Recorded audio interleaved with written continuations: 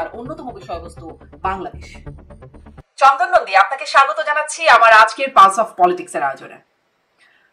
আপনার কাছ থেকে শুরু করি, যেটা দিয়ে শুরু করি যে ভারতীয় গণমাধ্যমে বাংলাদেশ, বিশেষ করে বাংলাদেশের সেনাবাহিনীকে নিয়ে অনেক তথ্য, খবর, গুজব প্রচারিত হয়।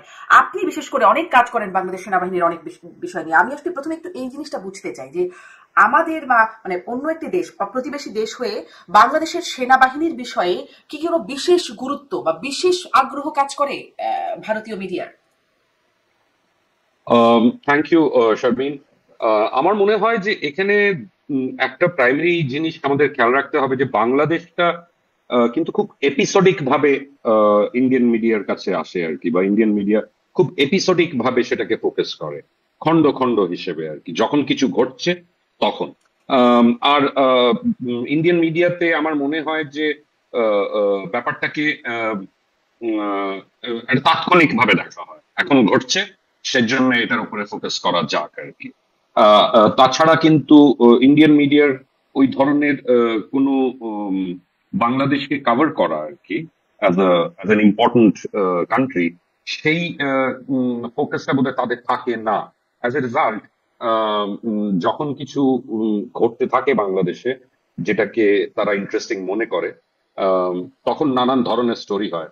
আমাদের নিশ্চয়ই খেয়াল আছে 2 মাস আগে বাংলাদেশ ইন্ডিয়ান মিডিয়াতে ছোট বড় সব মিলিয়ে বাংলাদেশ আর্মিতে কু হয়েছে, সেই জিনিসগুলো আর কি, বা কুয়ের অ্যাটেম্পট হয়েছে, সেটা ফোকাস করা হয়েছিল।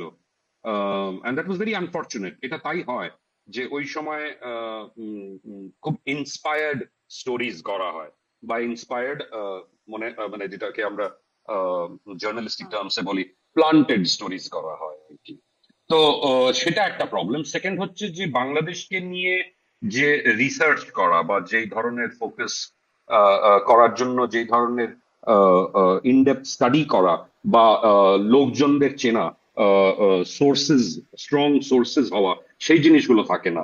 আর অনেকটাই হয় অনেক ধরনের গুজবের থেকে আর কি। এখন তো ট্রিমেন্ডাস লেভেলস অফ গুজব চলছে আজকের দিনেও, আগ্রহের জায়গা যেটা আমিও জিজ্ঞাসা করছিলাম, আপনি ব্যাখ্যা করছিলেন এই বিষয়টা কি আপনাদের প্রতিবেশী সব দেশ সম্পর্কে হয় নাকি বাংলাদেশ নিয়ে একটু বিশেষভাবে চর্চিত হয়? আমরা যেহেতু বাংলাদেশি, আমাদের খবরই বেশি পড়ে। না, আমরা যেমনি তখন দেখলাম এই যে ইন্ডিয়া পাকিস্তান ইস্যু হলো পেহেলগাম নিয়ে, ওই সময় কিন্তু ট্রিমেন্ডাস লেভেলস অফ গুজবের, ওটা তো ধরেন একদম ভারতের, বিশেষভাবে ভারতের সম্পৃক্ততার জায়গা বা ভারতের ইন্টারেস্টের জায়গা আছে। কিন্তু এই যে ধরেন বাংলাদেশের সেনাবাহিনীতে কি হচ্ছে, কু হচ্ছে কখন, বা কে কি বলছেন, কে কিভাবে আসলেন, কার কি জাতীয়তা, এই বিষয়গুলো নিয়ে মানে এরকম ভাবে কি পাকিস্তান বা যদি বলি নেপাল, মিয়ানমার, এই যে আপনাদের আরো যে প্রতিবেশী তাদের নিয়ে করে? না না, সেটা হয় না। কিন্তু অনেকটা শ্রীলঙ্কা যেরকম, মানে শ্রীলঙ্কাতেও কিন্তু একটা জিওপলিটিক্যাল টানাটানির মধ্যে শ্রীলঙ্কাও পড়ে মাঝে মাঝে, বাট সেটা হয় হচ্ছে ইন্ডিয়া, শ্রীলঙ্কা আর পাশে রইল চায়না। সেখানে কিন্তু গুজবের ব্যাপারটা অনেক কমে যায় বিকজ চায়না ইজ ইনভলভ।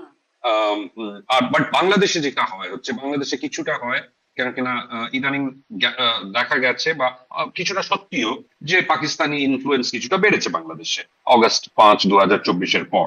তো সেটাকে কেন্দ্র করে আর কি ওইভাবে প্রজেক্ট করা যে এখানে পাকিস্তানিদের ইনফ্লুয়েন্স অনেক বেড়ে গেছে, সেটাকে অতিরঞ্জিত ভাবে আর কি প্রেজেন্ট করা, সেই জিনিসটা টেন্ডেন্সি থাকে বিকজ একটা পাকিস্তান অ্যাঙ্গেল আছে বলে। আর আরেকটা হয় হচ্ছে যেটা আমাদের মেনে নিতে হবে যে এটা একটা কমিউনাল অ্যাঙ্গেল সার্ভ করে, because Bangladesh is a majority Muslim majority country. ওখানে এই জিনিসগুলো হওয়া মানে সেটাকে এখানকার মিডিয়ারা আর কি স্লাইট একটা কমিউনাল লেন্স দিয়ে দেখে আর কি। আরেকটা রিজন হচ্ছে যে সেটা কিছুটা ইন্টারনাল টু বাংলাদেশ আমার মনে হয়। আর্মি এখনো একটা বড় ইনস্টিটিউশন যেটা আর কি এক্সট্রিমলি পাওয়ারফুল, এক্সট্রিমলি ইনফ্লুয়েন্সিয়াল। মানে আর্মি অনেক রেসপেক্ট কমান্ড করে বাংলাদেশিদের মধ্যে। তো যেই মাত্র আর্মির অ্যাঙ্গেলটা চলে আসে, ওটাকে আর কি এক্সপ্লেন করতে গিয়ে বা বলতে গিয়ে তারা হয়তো একটা মাত্রা বাইরে চলে যায়, বা তাদের ধরুন সোর্সেস যদি ঠিকঠাক সোর্সেস না থাকে, তখন আর কি ওরা মানে রিসর্ট করে এই হোয়াটসঅ্যাপের মাধ্যমে যে ধরনের গুজব ছড়ায়, সেগুলোকে নিয়ে জি আমি এই ফলো গুজব করছিলাম গুঞ্জন খুব। তথ্য অপতথ্যের ভিড়ে আসলে একটু মানে কনফিউশন তৈরি হয়ে যায় যে কোনটা, কারণ মানে ভারতীয় গণমাধ্যমে এমন তথ্য আসে যেগুলো বাংলাদেশি গণমাধ্যমে আসেও না। এখন কোনটা যে মানুষ বিশ্বাস করবে আর কোনটাকে গুজব মনে করবে খুব ডিফিকাল্ট হয়ে যায়।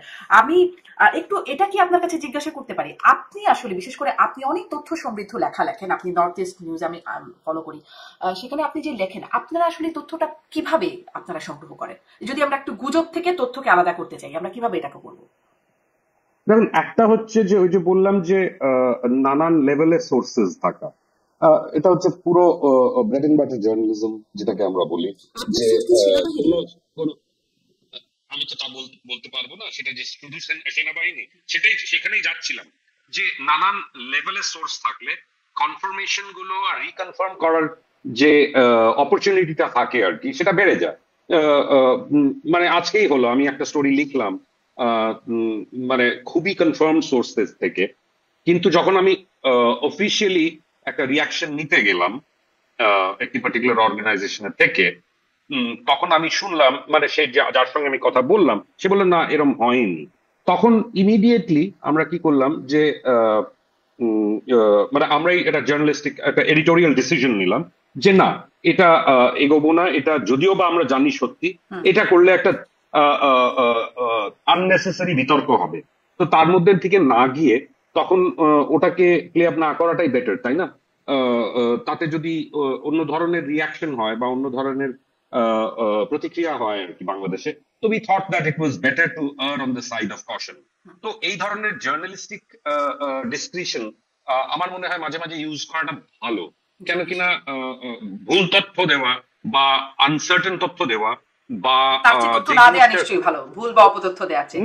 নিশ্চয়ই চন্দনদি, নিশ্চয়ই আমি একটু এটা জিজ্ঞাসা করি, যেহেতু আপনি বিশেষ করে সেনাবাহিনী নিয়ে অনেক খবর মানে খোঁজ রাখেন, আপনার সোর্স আছে, কথা বলেন, লেখেন, আপনি একটু নিশ্চয়ই পর্যালোচনা করেছেন অফিসে, মানে সেনাবাহিনীর অফিসারদের উদ্দেশ্যে অ্যাড্রেস করেছেন সেনাপ্রধান, এটা নিয়েও অনেক কথা হয়েছে। আপনি আসলে এই বক্তব্যে গুরুত্বপূর্ণ কোন কোন দিকটা বিশেষভাবে উল্লেখ করার মতো খুঁজে পান?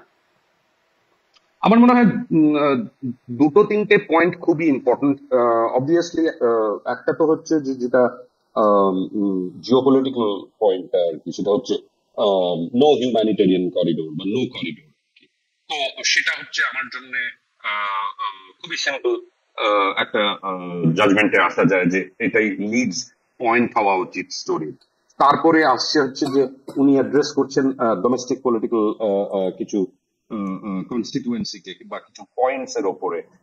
তো আমার মনে হয় ওই তিন চারটে পয়েন্ট যেগুলো আমার আর এটা আমি কিন্তু ওই দিন নানান সোর্সেস থেকে প্রায় মোটামুটি একই ধরনের ভেরিয়েশনের বা ওয়ার্ডস এর ভেরিয়েশনে এই ইনপুটস গুলো পেয়েছিলাম। সেজন্য আমার মনে হয়নি যে এর মধ্যে কোনো ধরনের প্লান্টেড কোনো ব্যাপার থাকবে। কেন কিনা তারপরে পরেই কিন্তু এটা যখন সেনাবাহিনীর একটা অনুষ্ঠান ছিল, সেইখানে ধরুন কোনো ধরনের ভুল তথ্য দিলে কিন্তু আইএসপিআর এর থেকে সার্টেনলি হুম রিয়াকশন হুম হুম আসতো, লিখিত বা অন্তত মৌখিক ভাবে, যে না এই তথ্যটা আপনারা ঠিক হুম লেখেননি।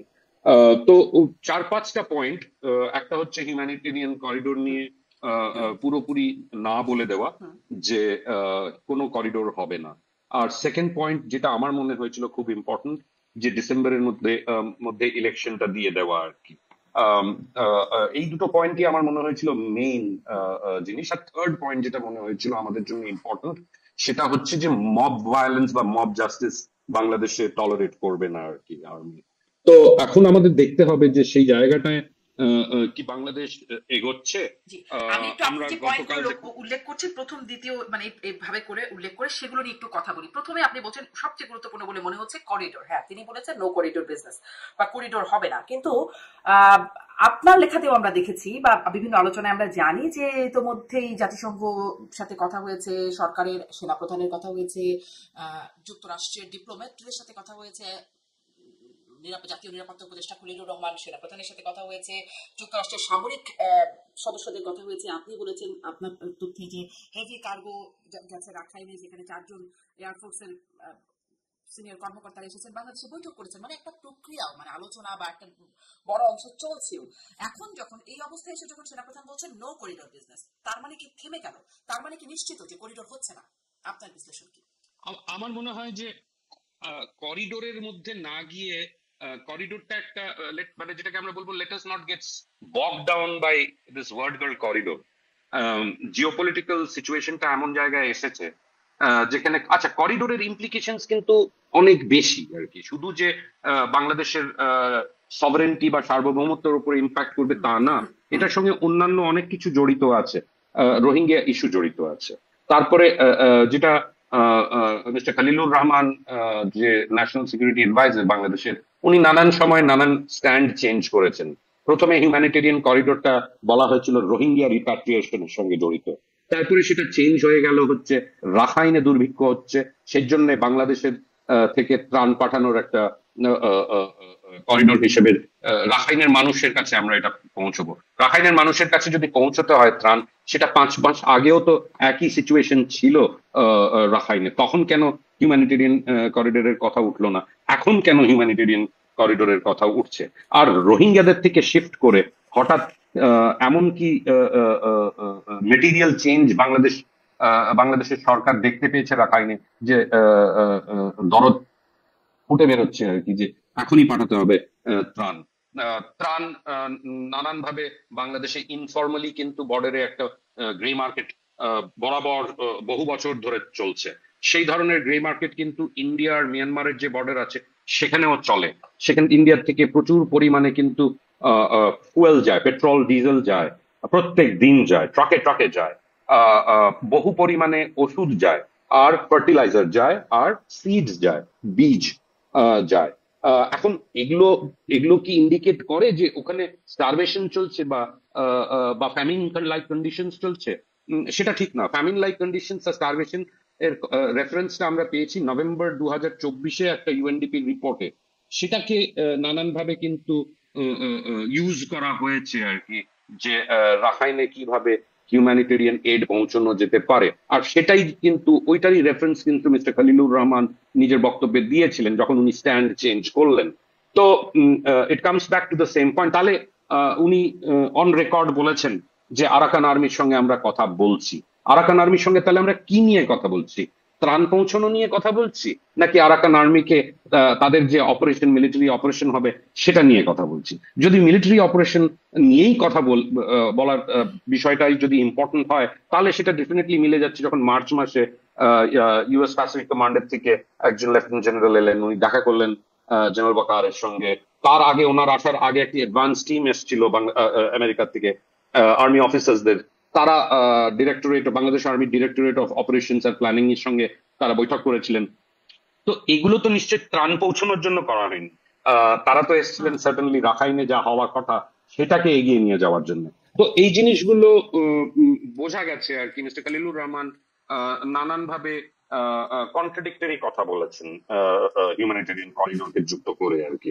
তারপরে এখন যেটা শোনা যাচ্ছে, উনি যেদিন প্রেস কনফারেন্স করলেন দুদিন আগে, উনি বললেন এইড চ্যানেল আর কি।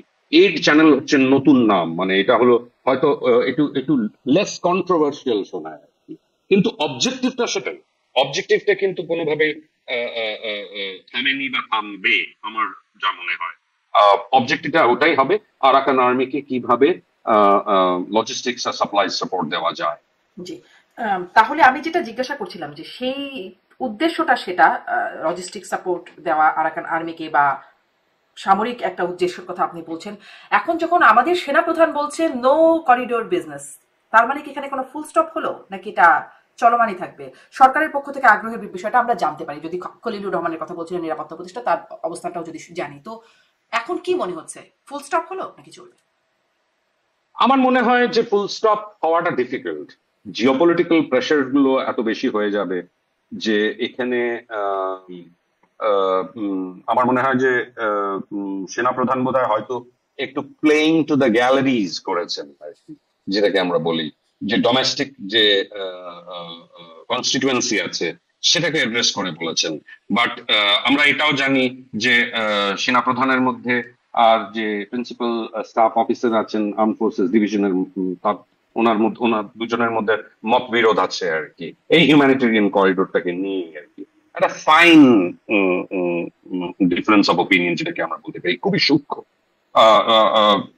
যেটা ডিফারেন্স অফ অপিনিয়নটা কেমন, মানে আর্মির কেউ চাচ্ছেন করিডোর হোক, সেনাপ্রধান চাচ্ছেন না করিডোর হোক না, মানে মোর দেন করিডোর, যেটা একটা গ্রুপ আর্মির মধ্যে আছে যারা চায় যে এই যে রাখাইনে যে বর্ডারটা, বাংলাদেশ আর মিয়ানমারের যে বর্ডারটা, সেটা একটা মিলিটারি অপারেশনাল জোন হোক। আর আরেক দল সেটা চাচ্ছে না। মিলিটারি অপারেশনাল জোন মানে কমপ্লিটলি মিলিটারাইজড হবে, army will be in control of the border, BGB থাকবে কিন্তু BGP will become the second line of defence. তারপরে তার সঙ্গে যে আরো সরঞ্জাম যেটা লাগে আর কি একটা সিকিউরিটাইজড বর্ডার করতে, যে প্রপোজালস গুলো বা যে ধরনের কথাবার্তা গুলো শোনা যাচ্ছিল যে অনেক বেশি সার্ভেলেন্স বাড়িয়ে দেওয়া হবে আর কি ওখানে নানান ধরনের অপারেশনাল পারপাসের জন্য, সেইটা একটা ভিউ। আরেকটা ভিউ যেটা আমার মনে হয় অনেকেই আইডেন্টিফাই করছেন জেনারেল ওয়াকারুজ্জামানের স্ট্যান্ডের সঙ্গে, যে এখানে একটা হিউম্যানিটেরিয়ান করিডোর হলে বা রাখাইনের সঙ্গে বাংলাদেশ আর্মি যদি যুক্ত হয়ে যায়, তাহলে সেটা কিন্তু একটা জিওপলিটিক্যাল একটা ইস্যু তৈরি হয়ে যাবে।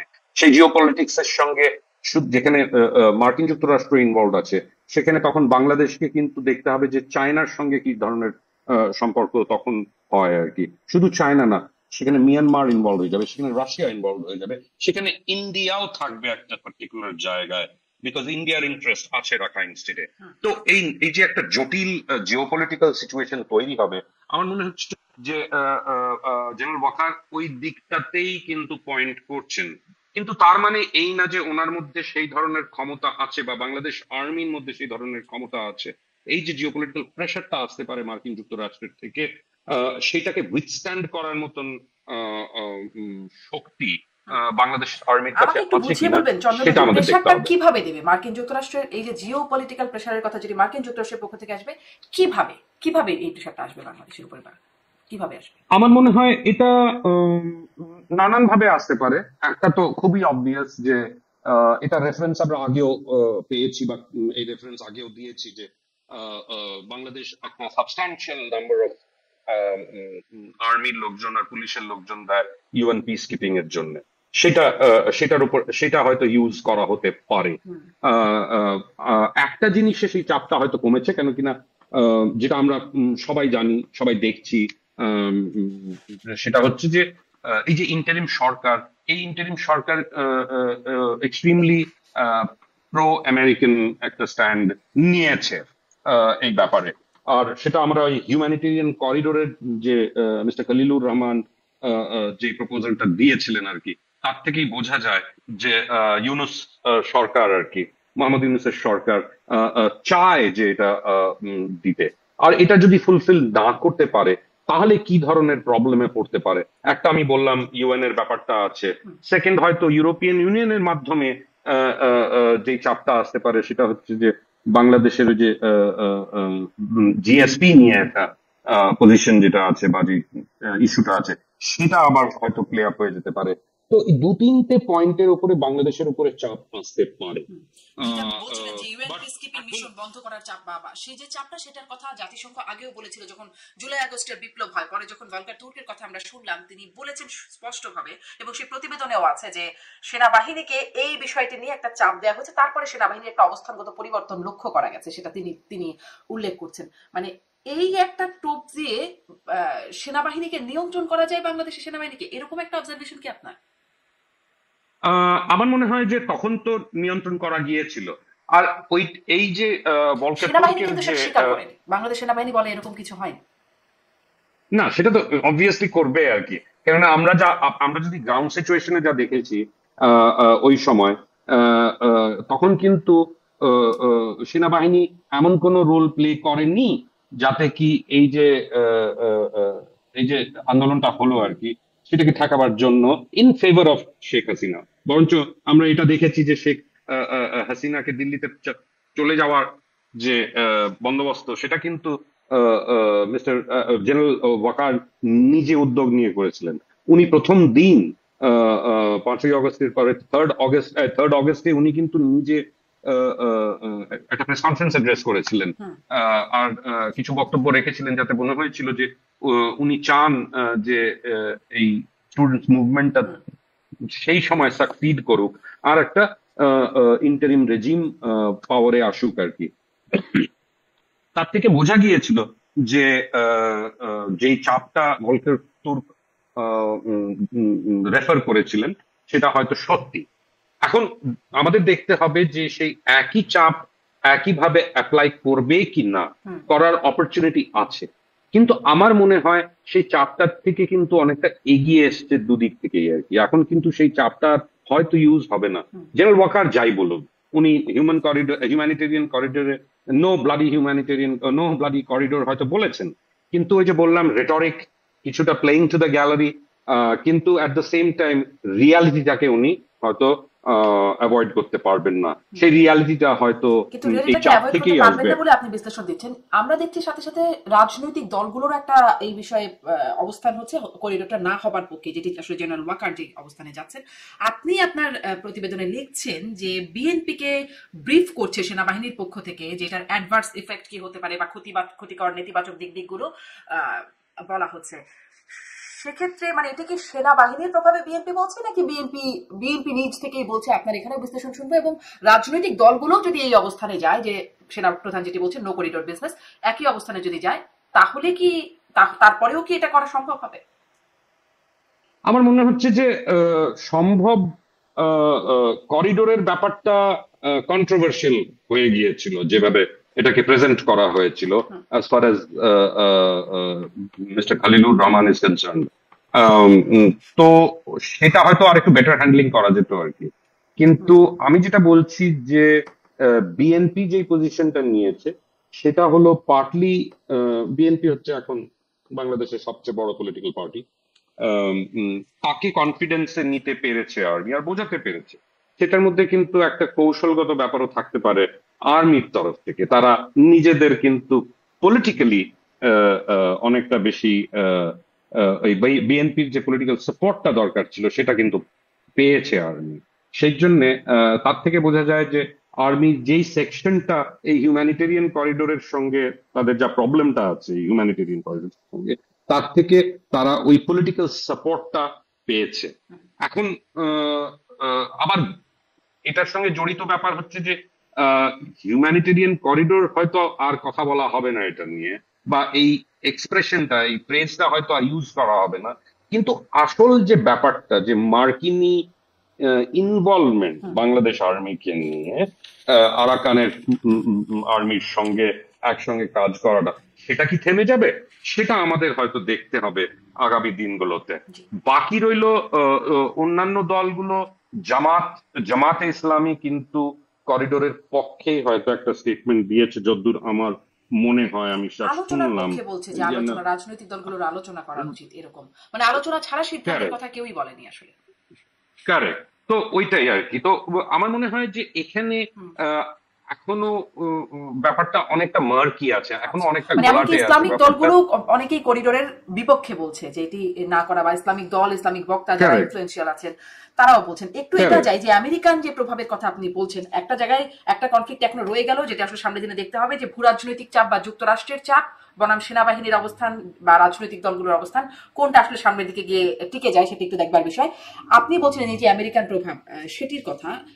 সম্প্রতি আমাদের এই ছাত্র আন্দোলন বা বৈষম্য বিরোধী আন্দোলন বা তার আগের 18 কোটা বিরোধী আন্দোলনে গুরুত্বপূর্ণ অবস্থান রাখা নুরুল হক নূর, গণ অধিকার পরিষদের সভাপতি, তিনিও বলছেন যে পার্বত্য চট্টগ্রাম ও রাখাইন নিয়ে খ্রিস্টান রাষ্ট্র করতে চক্রান্ত চলছে। যে এই কথাটা আসলে সাবেক প্রধানমন্ত্রী শেখ হাসিনাও বলতেন, এবং তিনি বলতেন কোন একজন সাদা চামড়ারই এই প্রস্তাব যদি ঘাঁটি করতে দেওয়া হয় তাহলে ক্ষমতা থাকতে কোনো সমস্যা হবে না, বা সামনে ক্ষমতায় আসতেও কোনো সমস্যা হবে না।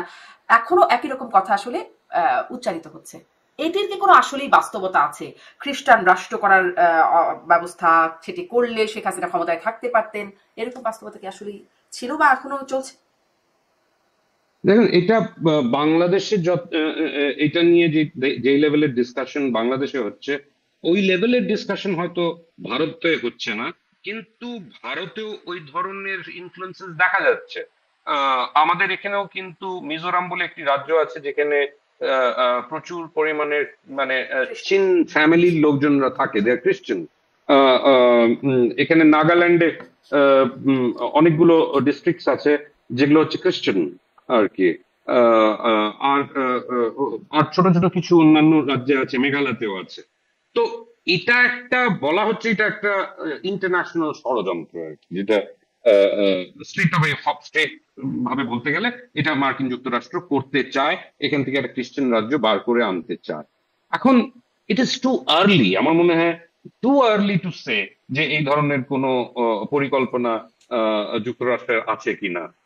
অনেকে বলতে চায় এটা করে ইন্ডিয়াকে উইক করে দেওয়া আর কি। তাহলে তো বাংলাদেশেও তাহলে এই ধরনের বাংলাদেশেও কিছু এরিয়াজ আছে যেখানে খ্রিস্টানসরা থাকে। তো বলা হচ্ছে যে মিয়ানমারের কিছু জায়গা, ইন্ডিয়ার কিছু জায়গা আর বাংলাদেশের কিছু জায়গা নিয়ে এই ধরনের একটা খ্রিস্টান রাজ্য হবে। আমার মনে হয় এটা এখনো হয়তো কনস্পিরেসি থিওরির মধ্যেই, আমি সেটাকে সেইভাবে দেখবো আর কি। হ্যাঁ, খোঁজ খবর নেওয়াটা একটা সাংবাদিকের পয়েন্ট অফ ভিউ থেকে সেটা থাকবে, কিন্তু কনভিনসিং এভিডেন্স সেই ধরনের জায়গায় যাওয়াতে মানে সেই জায়গাটা হয়তো এখনো এখনো আসেনি, আসেনি আপনি বলছেন যেখানে আমরা স্পষ্ট। জোর দিয়ে বলতে পারি। জি, রাইট। স্পষ্ট করিডোর নিয়ে কথা বলছিলাম। একটি কি আসলে ভারতীয় গণমাধ্যমে শুরুতে যেটি শুরু করলাম যে বেশ আগ্রহ বা বেশ খবর প্রচার করা হয়, এটি কি ভারতের স্বার্থের বিরোধী? ভারতের জন্য আসলে বিষয়টা কেমন এই যে বাংলাদেশ দিয়ে যদি করিডোর হয়? তো কারণ আমরা জানি ভারতের আমাদের কানাডার প্রজেক্ট আছে। জি, বলবেন আপনি। রাইট, আমাদের গণমাধ্যমে বা আমাদের যে মিনিস্ট্রি অফ এক্সটার্নাল অ্যাফেয়ার্স এর তরফ থেকে কিন্তু এটা নিয়ে কোনো স্টেটমেন্ট দেওয়া হয়নি। মিনিস্ট্রি অফ এক্সটার্নাল অ্যাফেয়ার্স এখন যা ঘটছে সেটা নিয়ে কোনো রিয়াকশন আমরা পাইনি আর কি।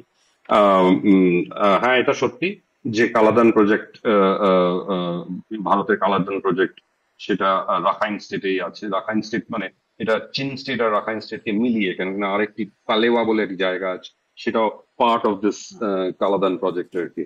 তো এটা নিয়ে আমরা কোনো বক্তব্য এখনো শুনিনি। ইন্ডিয়ান গণমাধ্যমে কিন্তু ওই ধরনের আন্ডারস্ট্যান্ডিং নেই এক্স্যাক্টলি যে এই প্রজেক্ট গুলোর কি স্টেটে আছে এবং আমাদের এটার সঙ্গে কতটা স্টেক জড়িত, ইকোনমিক্যালি এটার সঙ্গে কতটা স্টেক জড়িত, নাকি আমরা পুরোটাই ছেড়ে দিয়েছি। মার্কিন যুক্তরাষ্ট্র যদি এই রাখাইনে ঢুকতে পারে, তার আরাকান আর্মির সঙ্গে এই ধরনের একটা মিলিটারি অপারেশন করতে পারে মিয়ানমার মিলিটারি হুন্টার সঙ্গে, তাহলে হয়তো আমাদের যে ইন্টারেস্ট গুলো ওখানে আছে রাখাইন স্টেটে, ইকোনমিক ইন্টারেস্ট গুলো, সেগুলো প্রোটেক্টেড হবে। এগুলো এখনো নট ভেরি ক্লিয়ার, কেন কিনা ইন্ডিয়ার তরফ থেকে আমরা কিছুই জানতে পারছি না। কোনো ফর্মাল কোনো অফিসিয়াল স্টেটমেন্ট আমরা জানতে পারছি না যার ভিত্তিতে আমরা কিছু ডেফিনেট বলতে পারবো বা ইন্টারপ্রেট করতে পারবো। জি, চন্দ্রনন্দী, আপনি মানে আপনার খবরেই জানি যে কিছু ডেফিনেটলি আপনি ক্লেম করছেন। সেটা একটু আসি যে বাংলাদেশের জাতীয় নিরাপত্তা উপদেষ্টা, তাকে নিয়ে আপনার একটা অবজারভেশন বা আপনার লেখা আছে। আপনি বলছেন যে তিনি যখন যুক্তরাষ্ট্রে ছিলেন, নিউ ইয়র্কে ছিলেন, রজার রহমান নামে একটা ফেসবুক তিনি চালাতেন, বা সেই নামে তার মাস্ট বা গোপন একটা মানে তার একটা পরিচয়, তিনি সেই পরিচয়ে পরিচিত হতেন।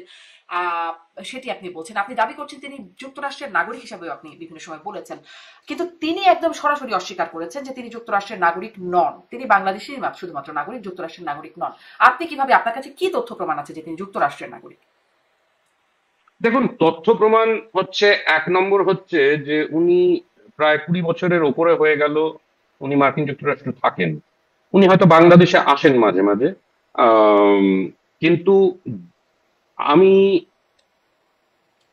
এইটুকু তথ্য যেটা আমরা বার করতে পেরেছি সেটা হচ্ছে ওনার স্ত্রী নুরুন নাহার রহমান, উনি বাংলাদেশে ওখানে ওনার ভোটিং রাইটস আছে। উনি 2017-তে উনি রেজিস্টার করেন অ্যাজ এ ভোটার, আর তাও আবার ডেমোক্রেটিক পার্টির মেম্বার হয়ে। তো তার মানে হচ্ছে যে ওনার যে স্ত্রী, উনি একজন মার্কিনী নাগরিক এখন। হ্যাঁ, এখন এটা আমরা দেখতে পারি যে মিস্টার খলিলুর রহমান হয়তো উনি নাগরিকত্ব নেননি, কিন্তু ওনার যে পাসপোর্টস গুলো আছে উনি ওখানে কনসিস্টেন্টলি ওনার কানেক্টিকেটের যে পার্টিকুলার অ্যাড্রেসটা ওটাই দিয়েছেন, ওটাকে ওনার অ্যাড্রেস হিসেবে। তো আমাদের যেটা আহ, আমাদের যেটা তথ্য বলবো বা ডকুমেন্টারি এভিডেন্স বলবো, সেই ধরনের ডকুমেন্টারি এভিডেন্স আমার কাছে তো অবভিয়াসলি, আমার কাছে এতদিন যদি ওনার মার্কিনী পাসপোর্ট থাকতো আমি হয়তো সেটাকে মিডিয়াতে বা আমাদের ইয়েতে সেটা নিয়ে লেখালেখি করতাম। বাট আমার মনে হয় যে দের ইজ সামথিং রং দেয়ার। উনি 26 বছর ধরে ওখানে আছেন, উনি নিশ্চয়ই ওনার একটা সোশ্যাল সিকিউরিটি নাম্বারও আছে। কেন কি না, ওনাকে যখন ওখানে থাকতে হয় তাহলে ওনাকে ট্যাক্সও পে করতে হয়। হুম। সেই ট্যাক্স যখন পে করতে হয় তখন সোশ্যাল সিকিউরিটি নাম্বারটা দিতে হয়, সেটা ওনার স্ত্রীকেও দিতে হয়, ওনাকেও দিতে সেটা হয়। তো গ্রিন কার্ড আচ্ছা, থাকলেই হয়, এর মানে সেটা তো নাগরিকত্ব থাকবার প্রয়োজনীয়তা নেই। নিশ্চয়ই নাগরিকত্ব থাকার প্রয়োজন নেই। আমি যখন ছিলাম, আমি স্টুডেন্ট ভিসায় ছিলাম, তো আমারও সোশ্যাল সিকিউরিটি নাম্বার ছিল। তো তার মানে না যে আমি মানে নাগরিকত্ব ছিল। আরেকটা জিনিস যেটা আমরা দেখলাম যে উনি যাওয়ার পর ওনার বোন সেলিন রহমান ডিম্যাটিও, ডিম্যাটিও নামটা যোগ হয়েছে পদবী হিসেবে। উনি একজন হোয়াইট আমেরিকানকে বিয়ে করেছেন। তো হয়তো তার ভিত্তিতে উনি নাগরিকত্ব পেয়েছেন। কিন্তু উনি হচ্ছেন খলিলুর রহমানের বোন। এজে অনেকটা ডিফারেন্স আছে। কিন্তু তাহলে আমরা বুঝতে পারি একটা জিনিস, যে খলিলুর রহমানের বোন saline Rahman D Meteor Bangladesh থেকে যখন গেছেন, তাহলে ওনাকে নিশ্চয়ই কেউ একটা স্পন্সর করেছিল এই সময়। তো সেই স্পন্সরিং ইন্ডিভিজুয়ালটি কে? সেই স্পন্সরিং ইন্ডিভিজুয়াল কিন্তু একজন নাগরিককেই হতে হয়। আহ, তো আহ, আহ, আহ, তার ভিত্তিতেই কিন্তু উনি নাগরিকত্ব পেয়েছেন ওখানে যাওয়ার পরে অ্যাজ এ ফ্যামিলি মেম্বার। তো সেটা কি মিস্টার খলিলুর রহমান হিমসেলফ? কেননা আমাদের তো তার কোনো রেকর্ড হাজবেন্ডও হতে নেই। পারেন। উনি তো বিয়ে করেছেন অবভিয়াসলি। হ্যাঁ, মানে সে উনি তো বিয়ের হোয়াইট আগেই হতে আমেরিকানকে, পারে যে তার জন্য মানে তাকে স্পন্সর করছেন, হতে পারে। না, বিয়ে করার পরে হ্যাঁ উনি সিটিজেন হয়ে গিয়ে থাকতে পারেন। কিন্তু ওনাকে নিয়ে গিয়েছিলেন কে হুম। As a sponsoring authority in the first place? উনি গেলেন যখন ওখানে, তখন নিশ্চয়ই খলিলুর রহমান সাহেবের সাপোর্টে সাপোর্টে ফিনান্সিয়াল সাপোর্ট নাও হয়ে থাকতে পারে। হুম। সেই সাপোর্টে একটা ফ্যামিলিয়াল টায়ার হিসেবে তো গেছেন ওখানে। হুম। তো সেই জায়গাটাকে আমাদের দেখতে হবে যে মিস্টার খলিলুর রহমান কতটুকু, উনি ক্যাটাগরি করে বলেছেন সেদিন যে ওনার কাছে মার্কিনী পাসপোর্ট নেই, উনি মার্কিনী সিটিজেনশিপ না। কিন্তু can we really believe that? সেই জন্য আমার মনে হয় যে এই ইনকোয়ারিটা বা একটা যে অনেক গণমাধ্যমে বলা হচ্ছে যে he should make a clean, মানে কিছু কমপ্লিট একটা উম, আহ, বক্তব্য উনি দিতে পারেন আর কি ওনার সিটিজেনশিপ নিয়ে, যেখানে কমপ্লিট ক্ল্যারিটি থাকবে, কোনো অ্যাম্বিগুইটি থাকবে না আর কি। হুম। আহ, বা উনি এটা তো কুড়ি চেক করারও বছরের সুযোগ ওপরেও, আছে, এটা তো চেক করারও নিশ্চয়ই সুযোগ নিশ্চয়ই আছে। জি। তার নিশ্চয়ই মানে 20 বছরের এখন ওপরে পর্যন্ত উনি, আপনার কাছে যে তথ্য, তাতে এটি নিশ্চিত করে বলার সুযোগ নাই যে তিনি, বা তিনি যেটি স্বীকার বা তিনি যেটি বলছেন যে আমার যুক্তরাষ্ট্রের নাগরিকত্ব নাই, পাসপোর্ট নাই, সেটিকে চ্যালেঞ্জ করার মতো আমাদের বা আপনার কাছে কোনো তথ্য নাই। At least not yet.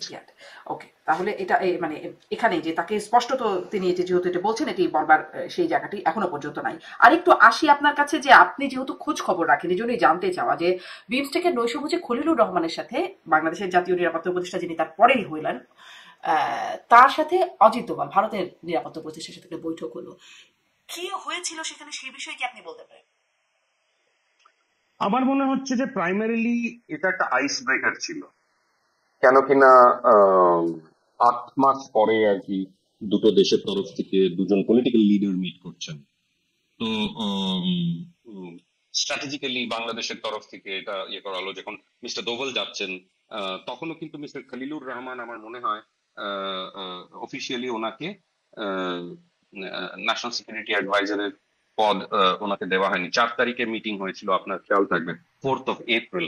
R 9th of April কিন্তু মিস্টার খলিলুর রহমানকে ন্যাশনাল সিকিউরিটি অ্যাডভাইজার করা হলো আর কি।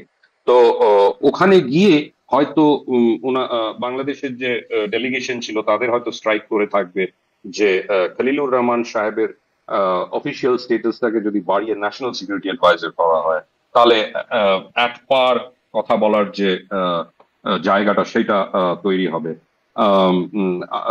এটা থেকে বোঝা যায় যে হয়তো একটা অ্যাটেম্প্ট বাংলাদেশের তরফ থেকে ছিল এনগেজ করার জন্য ইন্ডিয়ার সঙ্গে। আর সেদিন এনগেজমেন্ট হয়েছিল, আর কিছু কিছু ইস্যু নিয়ে ডিসকাশনও হয়েছিল। হুম। কিন্তু সেই ইস্যুগুলো কি ফুলফিল করা হয়েছে? আমরা দেখলাম যে বাংলাদেশের তরফ থেকে, ইন্ডিয়ার তরফ থেকে পাল্টা স্টেপস নেওয়া হয়েছে আর কি, রিটালিটারি স্টেপস নেওয়া হয়েছে কমার্শিয়াল গ্রাউন্ডে আর কি, ট্রেড আর কমার্সে। তো সেগুলো হয়েছে। সিকিউরিটি লেভেলে এখনো অনেকগুলো কনসার্নস আছে ইন্ডিয়ার, বাংলাদেশেরও নিশ্চয়ই সেই ধরনের কনসার্নস আছে। কিন্তু যেই ধরনের অ্যান্টি ইন্ডিয়া সেন্টিমেন্টস একসময় ছিল বাংলাদেশে অগস্ট 5-এর পর, সেটা কিন্তু অনেকটাই ফল করেছে। এটা ক্লিয়ারলি দেখা যাচ্ছে যে বাংলাদেশে যেই লেভেলের অ্যান্টি ইন্ডিয়া সেন্টিমেন্টস ছিল, সেই লেভেলের অ্যান্টি ইন্ডিয়া সেন্টিমেন্টস কিন্তু এখনো পাবলিকলি আর দেখা যাচ্ছে না আর কি। তো সেই জায়গাটা, আশা করি যে সেই জায়গাটা আর নষ্ট না হয়। আশা করি যে যে রিটালিয়েটরি স্টেপস গুলো নিয়েছে ট্রেড আর কমার্সের সাইডে আর কি, অন দ্যাট পার্টিকুলার ফ্রন্ট, সেগুলো একটা জায়গায় আছে, সেগুলোকে রিভার্স করা যেতে পারে আমার মনে হয়। বাট খলিলুর রহমান সাহেবের ন্যাশনাল সিকিউরিটি অ্যাডভাইজার হয়ে আসা ওনাকে অনেকগুলো লিভারেজ দেয় আর কি। উনি নানান ধরনের পাওয়ার্স যারা আছে তাদের অফিসিয়ালদের সঙ্গে একই লেভেলে কথা বলতে পারেন। উনি তো শুধু high representative for Rohingya issues সেটা না আর কি, ওনার তো উনি ন্যাশনাল সিকিউরিটি অ্যাডভাইজারও। উনি আবার একটা ছোট্ট কমিটি হেড করছে যেটা বাংলাদেশের স্টারলিংকে নিয়ে আসবে আর কি, যেটারও আর একটা সিকিউরিটি ইমপ্লিকেশন আছে বাংলাদেশের পার্সপেক্টিভ থেকে দেখতে গেলে। তো তো এই জায়গাটাকে এখন মিস্টার খলিলুর রহমান কতটুকু ধরে রাখতে পারবেন, যে ইস্যুস গুলো ওনার সামনে আছে, রাখাইনে যদি মিলিটারি অপারেশন হয়, বা তার বাইরে, রাখাইনের বাইরে অন্যান্য জায়গায় যখন যদি মিলিটারি অপারেশন হয়, তখন কি ধরনের পজিশন হবে মিস্টার খলিলুর রহমানের পার্টিকুলারলি। আর বাংলাদেশে একটা প্রবলেম যেটা অলরেডি দেখা দিয়েছে, সেটা হচ্ছে মিস্টার খলিলুর রহমান আর আর্মি চিফের মধ্যে, সেটা ভেরি ভেরি ক্লিয়ার। এর মধ্যে কোনো অ্যাবসলিউটলি কোনো অ্যাম্বিগুইটি থাকা উচিত না কারোরই, যে তাদের মধ্যে প্রবলেম নেই, প্রবলেম আছে। আর সেই প্রবলেমটা অনেকটাই হচ্ছে যে টেরিটরি। মিস্টার খলিলুর রহমান চেয়েছিলেন একটা সেক্রেটারিয়েট করবেন উনি, যেখানে 20-25 জন ব্রিগেডিয়ার আর কর্নেলস থাকবেন। সেটা কিন্তু জেনারেল ওয়াকারুজ্জামান একেবারে খুব ফার্মলি সেই জিনিসটাতে না বলে দিয়েছেন। তো এটাই হচ্ছে, কিন্তু এর থেকেই ফ্রিকশনটা শুরু হয় দুটো ইন্ডিভিজুয়ালের মধ্যে। এর থেকেই মনে হয় একটা টার্ফ নিয়ে একটা প্রবলেম হচ্ছে ওখানে। এতদিন general Waker-Uz-Zaman was the final authority as far as external আর ইন্টারনাল সিকিউরিটি দুটোর ইতে। এখন মিস্টার খলিলুর রহমান চলে আসাতে উনি এক্সটার্নাল সিকিউরিটিটা সার্টেনলি দেখছেন, ইন্টারনাল সিকিউরিটির জন্য আরেকজন লেফটেন্যান্ট গভর্নর আছেন, লেফটেন্যান্ট জেনারেল আছেন আব্দুল হাফিজ। উনি আর কি হোম মিনিস্ট্রির আন্ডারে কাজ করেন, অ্যালং উইথ হোমের যে উপদেষ্টা আছেন লেফটেন্যান্ট জেনারেল চৌধুরী আর কি, জাহাঙ্গীর চৌধুরী, আলম চৌধুরী। তো এই জিনিসগুলো একটা জায়গায় এসে ওই টার্ফ ওয়ারের মতন হয়ে গিয়েছিল আর কি। তো সেই টার্ফ ওয়ারটা এখনো চলছে। সেই টার্ফ ওয়ারটা হয়তো জিওপলিটিক্যাল লেন্স দিয়ে দেখতে গেলে আমরা যেটা দেখতে পাচ্ছি এখন, হিউম্যানিটেরিয়ান করিডোরের উপর দিয়ে যে ডিফারেন্সেস গুলো দেখতে পাচ্ছি, সেই টার্ফ ওয়ারটারই কিন্তু এক ধরনের এখানে এক্সটেনশন। প্রসঙ্গত বলি, এইরকম খবরও আসলো যে জেনারেল ওয়াকারুজ্জামানকে সরে যেতে হচ্ছে, তার জায়গায় আরেকজন স্থলাভিষিক্ত হচ্ছেন, জেনারেল কামরুলকে বসানোর একটা প্রক্রিয়া শুরু হয়েছিল, এরকম একটা গুঞ্জন আমরা শুনেছি। সেই মানে জেনারেল ওয়াকার পদে থাকছেন, আপনার বিশ্লেষণ কি বলে বা আপনার সূত্র কি বলে, নাকি তিনি তাকে পদ থেকে সরে যেতে হবে সামনে? আমার মনে হচ্ছে জেনারেল ওয়াকার এখন, ওয়াকারুজ্জামান এখন টোটাল কমান্ডে আছেন।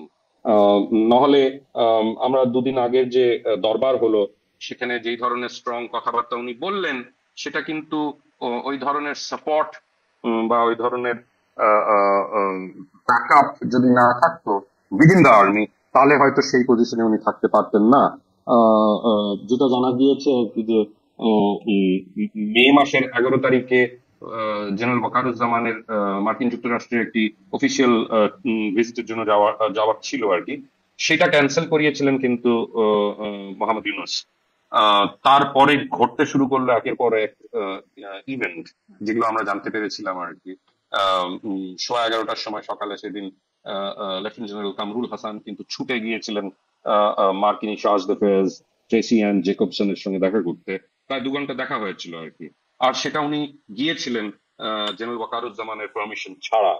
তো ওটার থেকেই কিন্তু ওই ফ্রিকশনটা শুরু হয় আর্মির মধ্যে।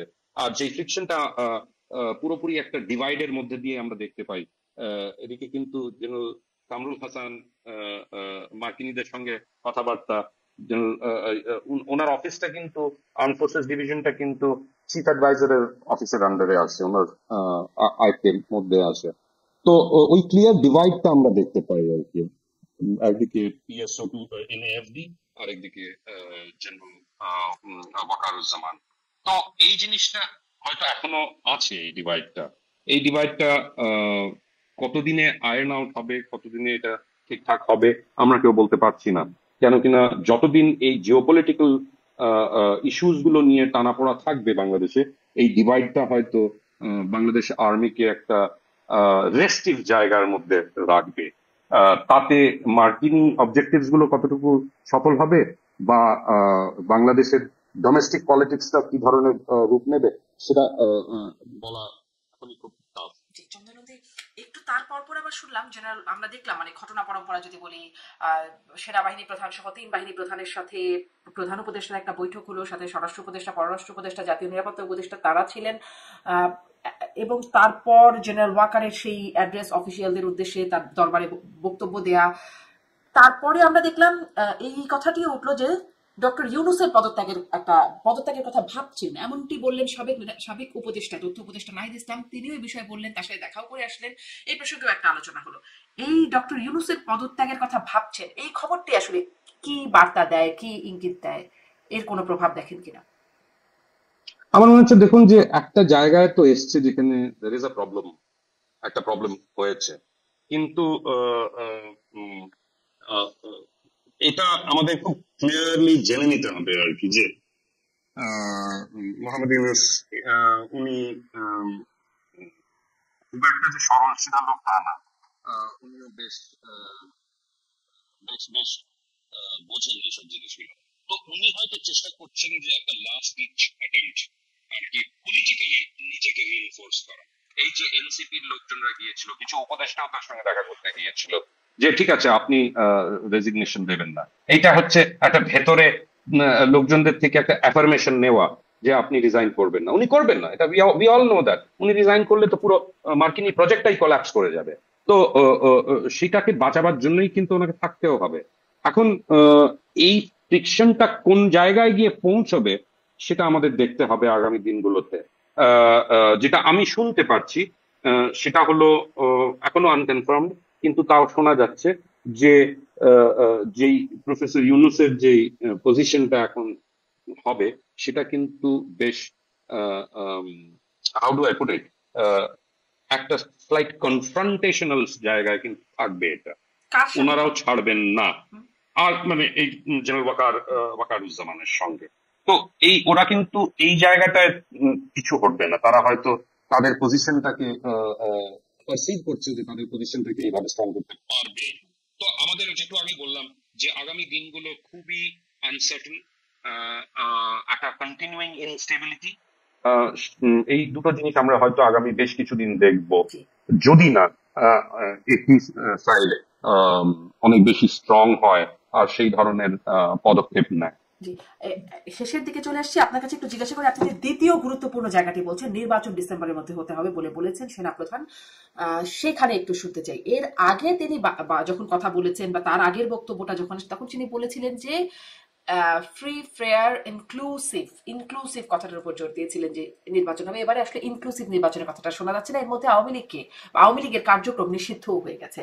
যেই দলটির আসলে শীর্ষ নেতারা বেশিরভাগই আপনার দেশে ভারতে রয়ে গেছেন। সেখানে কি ইনক্লুসিভ নির্বাচনের জায়গাটা তাহলে এখন বাদ হয়ে যাচ্ছে বলে আপনার মনে হয়? আমার মনে হয় যে এটাও একটা টেস্টিং দ্য ওয়াটার্স এর মতন এক ধরনের প্রক্রিয়া আর কি। যেন ওয়াকারুজ্জামানের তরফ থেকে আমরা দেখতে পাচ্ছি যে এটা নিয়ে কি এই ইন্টারিম সরকার আদৌ এটাকে মানবে কিনা। উনি এখনো কিন্তু এমন কোনো স্টেপ নেননি জাস্টিক্সের উনি কিন্তু এখনো ইন্টারিম সরকারকে লং রোপ দিয়ে রেখেছেন তার মধ্যেই অ্যাক্ট করার জন্য।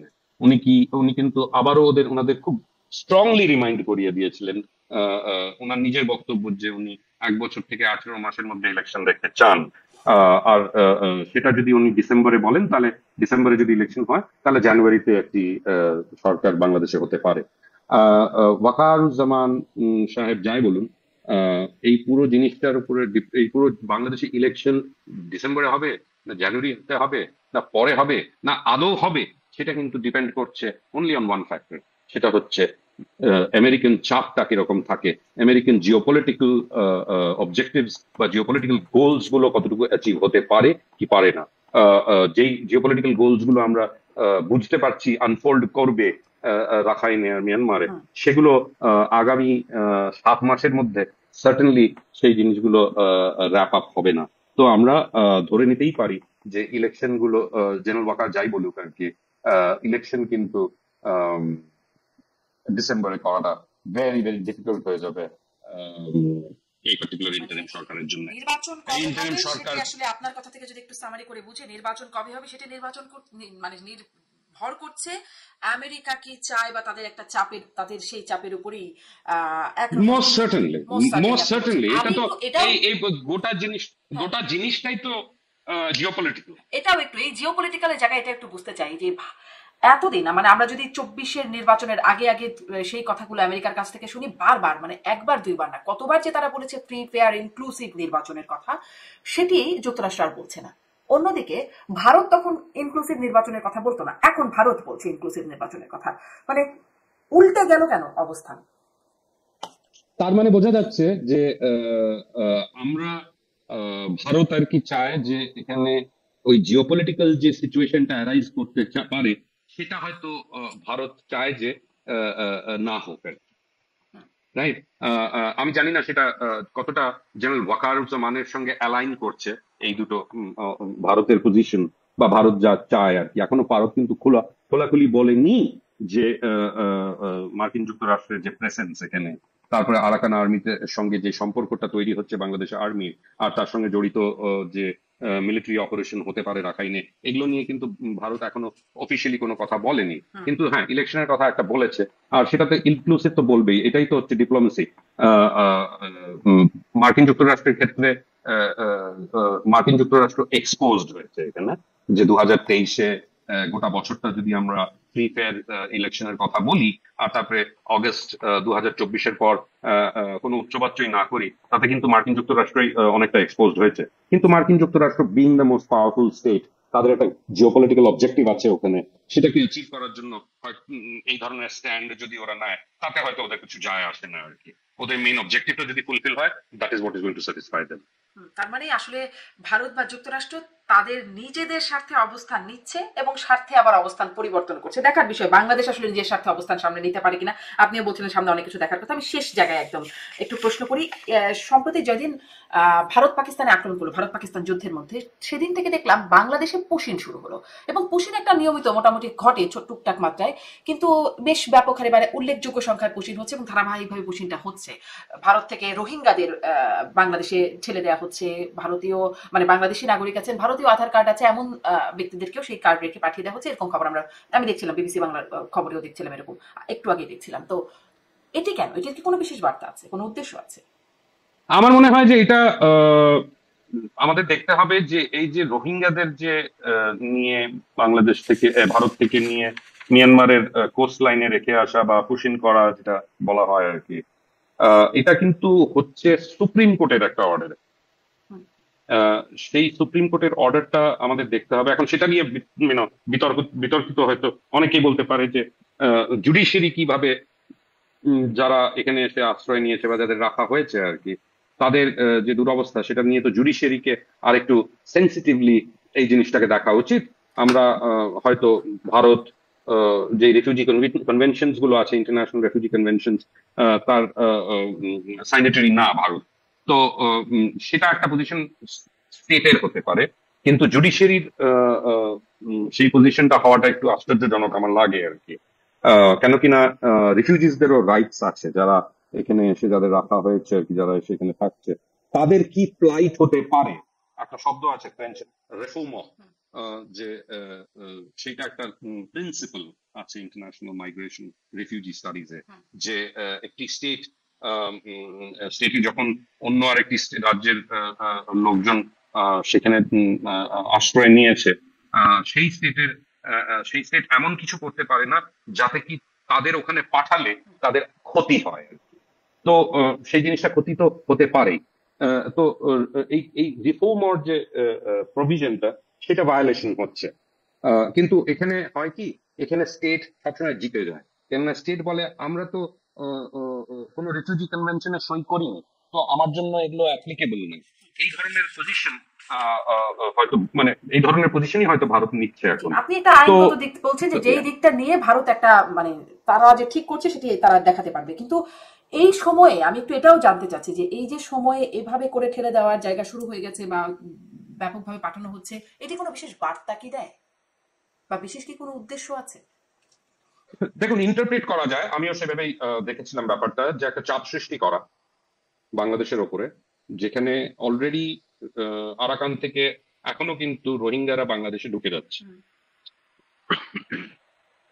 তখন যদি আবার আরো রোহিঙ্গাদের ওখানে পাঠানো হয় যারা এখানে ছিল, খুব বেশি সংখ্যার না, ভারতে মাত্র 22,000 আছে, কিন্তু যাই হোক, সেটা যদি ইয়ে করা হয়, তাহলে বলা হবে যে রোহিঙ্গারা তো বাংলাদেশে, যারা রোহিঙ্গারা আছে বাংলাদেশে, তাদের পাঠানোটা তো একেবারে ঠিক না, কেননা রোহিঙ্গারা তো পারসিকিউটেড এখনো হচ্ছে আরাকান, রাখাইনে। তাহলে ওইটা হচ্ছে যে সেই চাপটা অনেকটা বাংলাদেশের উপরে পড়ছে গিয়ে আর কি, বা বাংলাদেশের এই সরকারের উপরে পড়ছে, যে তাহলে আপনারা তো রোহিঙ্গা হিউম্যানিটেরিয়ান করিডোরের কথা বলছেন, তাহলে কি আমরা বলতে, মানে তাহলে কি এটা এই দাঁড়াচ্ছে যে আপনারা রোহিঙ্গাদের একটা জায়গা থেকে, যেখানে ওরা রিফিউজির মতন থাকে, খুব পুয়ার কন্ডিশনসে থাকে, সেখান থেকে আপনারা তাদের ওখানে পাঠাচ্ছেন যেখানে আবার ভায়োলেন্স ফেস করতে হচ্ছে ওদের। তাহলে তো এই জিনিসটা কোনোভাবেই এই রোহিঙ্গাদের যদি সেই করিডোরের দিয়ে পাঠাতে চান আপনারা, তাহলে সেটা কার্যকরী হবে না আর কি, সেটাও হতে পারে। আমি মানে শেষ করতে পারছি না, আর একটা শেষ প্রশ্ন করতেই হবে যে এই please, we have to go now. হ্যাঁ, এই চাপটা কি আসলে সরকারের উপরে যাওয়ার আর কোনো উপায় নাই? ধরেন ট্রান্সশিপমেন্ট বাতিল, বাণিজ্য নিয়ে আপনিও বলছিলেন বাণিজ্য নিয়ে যে ক্রাইসিস গুলো চলছে বা বন্ধ করার যে ব্যাপারগুলো চলছে, ভিসা বন্ধ, সেগুলো তো আসলে মানুষকেও এফেক্ট করে।